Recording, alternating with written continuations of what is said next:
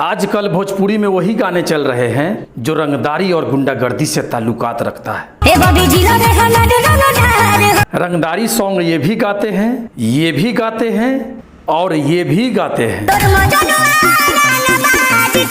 इन तीनों में सबसे ज्यादा रंगदारी सॉन्ग किस कलाकार का चलता है, ये आप कमेंट करके जरूर बताइएगा। टुनटुन यादव शुरू से ही रंगदारी सॉन्ग गाते हैं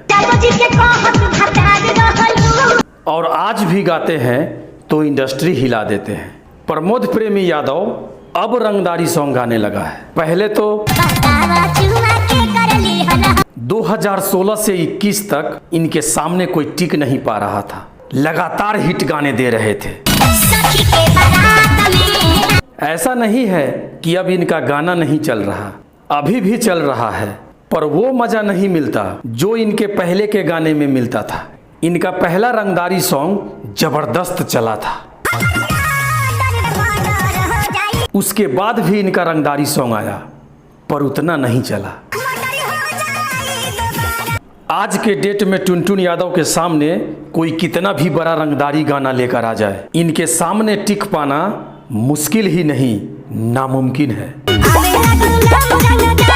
आज की जनरेशन को किस टाइप का गाना चाहिए ये टुनटुन यादव बखूबी जानते हैं,